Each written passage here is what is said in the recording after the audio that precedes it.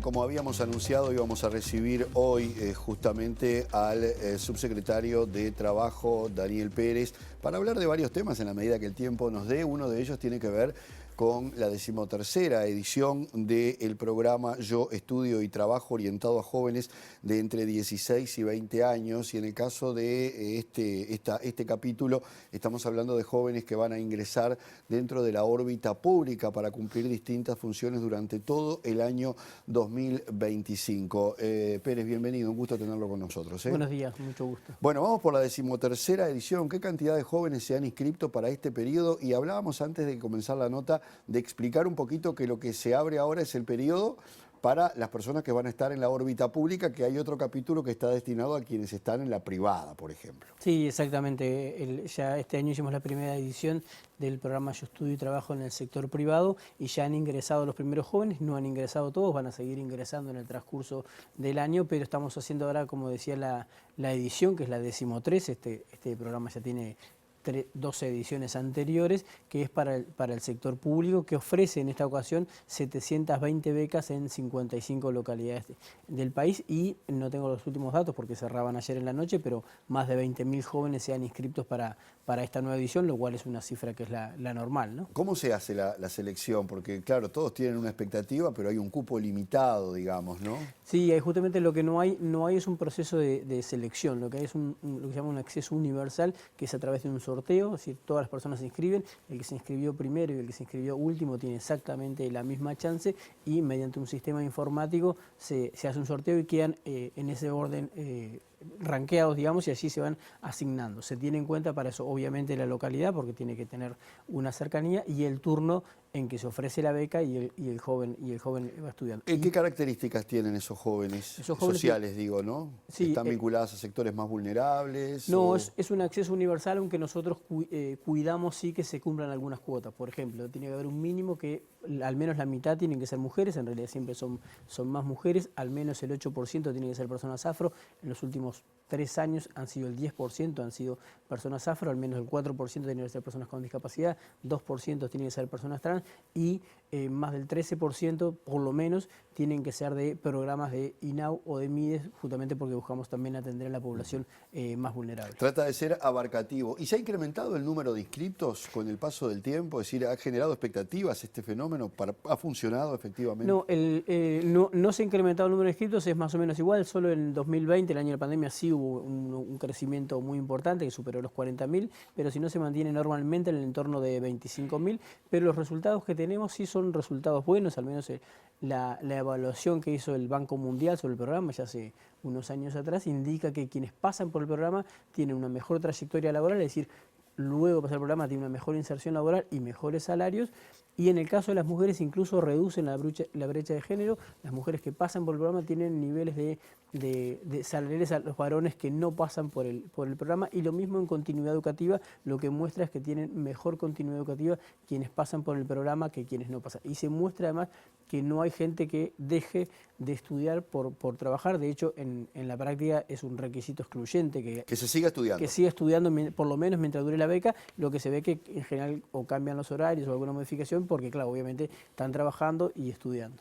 Bueno, el programa tiene una carga laboral de entre 20 y 30 horas semanales, y me refiero a esto porque desde hace un tiempo se viene hablando y proponiendo la reducción de la jornada laboral a todos los niveles, por supuesto. En este año electoral algunos candidatos han puesto sobre la mesa el tema. El ex candidato colorado, Tabaré Viera, fue el primero en lanzarlo. El Frente Amplio lo tenía incorporado en su programa. El ex ministro y candidato del Partido Independiente, Pablo Mieres, y también ex ministro de Trabajo, dijo que no era viable sin una mejora en la productividad, y sin embargo en otros países se dice que está funcionando este tránsito, podríamos decir, de una situación a la otra. ¿Cuál es su visión con respecto a Bueno, esto? yo comparto, yo soy del Partido Independiente también, pero comparto la visión que tiene el exministro Pablo Mieres de que es imposible no discutir esto sin discutir la cuestión de productividad.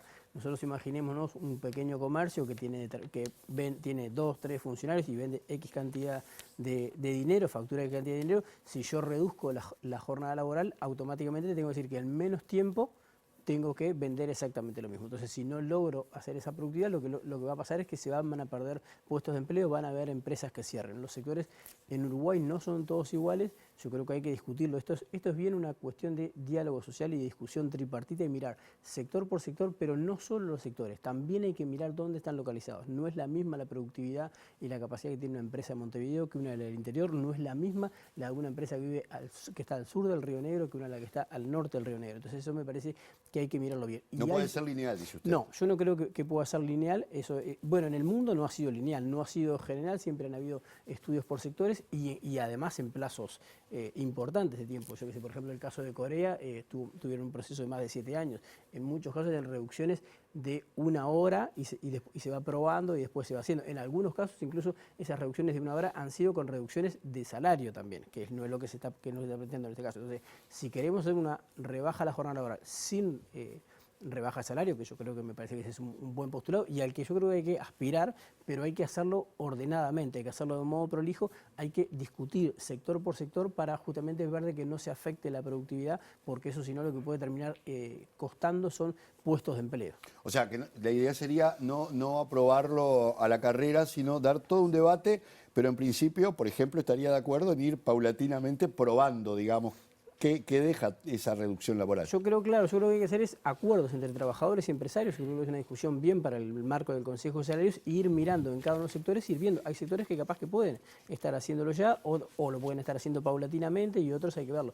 Imagínense, por ejemplo, hay empresas como las empresas de acompañantes, ¿no? que cuidan a personas en un sanatorio, por ejemplo, atienden pacientes de toda la semana. En realidad yo le reduzco la jornada laboral al trabajador, pero al paciente lo tengo que atender porque necesita cuidado. Entonces, esos esquemas hay que mirarlos muy bien. Entonces, no es una cosa que sea homogénea, que uno dice, bueno, bajamos y nada más. Pérez, de acuerdo a los datos del Instituto Nacional de Estadísticas, los últimos, el desempleo se ubicó en el 8,3%, levemente por encima del mes anterior y tiene un mayor impacto en el interior del país, donde, como es tradicional, las opciones de trabajo son menos y ha ido creciendo en los últimos meses. ¿Cuál es la realidad actual para el Ministerio y cuáles son los sectores más afectados justamente por el desempleo? ¿Qué está pasando con la informalidad? Sí, ¿Está relacionado? Sí, para empezar por la última parte, la informalidad está en el 21,4 y en el año pasado fue en 21,3. En realidad está 3,5 puntos por debajo de todo el periodo pasado, entre 2015 y 2019, osciló entre 24,6 y 24,9, o sea que está más baja la informalidad, en ese sentido hay una mejor calidad de puestos de empleo y en términos de empleo también estamos en una situación mejor. El último dato de julio de este año del INE indica que si yo comparo la cantidad de personas trabajando en julio de 2024 con las que están trabajando en julio de 2019, hay 120.000 personas más trabajando con esto. Entonces hay claramente una recuperación de los puestos de empleo. El interior tiene sí una situación de desempleo un poco mayor, que es distinta en cada uno de los departamentos, pero en general la desocupación no se produce por pérdida de puestos de empleo, sino que se produce por incrementos de personas en la actividad. El otro día miraba, por ejemplo, uno de los casos que pasó recién, el caso de Cerro Largo, que hubo un aumento del 4 y algo al 7%, no dice que es un montón, pero cuando uno mira, en 2019 había lo que se llama la tasa de actividad, la gente que está trabajando y está desocupada, cuando sumo los dos, en 2019 habían 38.000 personas, entre trabajadores y desocupados. Hoy hay más de 40.000 personas trabajando. O sea, hay más ocupados hoy que lo que era todo el mercado de empleo de eso. Entonces, en muchos casos, por eso es que la tasa de actividad ha subido 5 y hasta 8%, y eso es lo que explica que aumente el desempleo, no que haya una pérdida de puestos de trabajo. Es decir, hay más gente que busca el mercado de empleo y obviamente el mercado de empleo no los absorbe a todos. Entonces allí es cuando se produce un aumento del desempleo en el interior, pero no es por pérdida de puestos de empleo en términos generales. Puede haber algún caso excepcional o puede haber algún mes específico donde sí haya alguna baja en la cantidad de puestos de trabajo. Ahora, el interior presenta otras complejidades por su propia composición, ¿verdad? Es un tema recurrente de que las opciones de trabajo siempre están limitadas, además de las esferas públicas, las intendencias, las fuerzas de seguridad, las fuerzas vivas. Dependen siempre de 1, 2, 3 emprendimientos, sobre todo en las localidades más pequeñas, y entonces así se produce un tema bastante sensible, ¿no? Sí, ahí hay que trabajar, yo creo que trabajar mucho mancomunadamente el Gobierno Nacional a través del Ministerio de Industria, el Ministerio de Economía, Relaciones Exteriores y el Gobierno local en atraer inversiones privadas y o extranjeras pero que no todas se radiquen en la capital o en la metrópolis, ¿no? En el área más metropolitana, sino lograr radicar inversiones importantes en el interior del país, sobre todo en el interior profundo y particularmente, diría yo, al norte del Río Negro, justamente para generar más oportunidades, porque lo que ocurre muchas veces es eso, cuando uno va hacia el norte del país, sobre todo, pero en general en el interior, hay muchas más empresas pequeñas que, entre otras cosas, tienen poca productividad y eso afecta mucho incluso la posibilidad de inserción. Entonces hay que buscar cómo radicar más emprendimientos en el interior del país.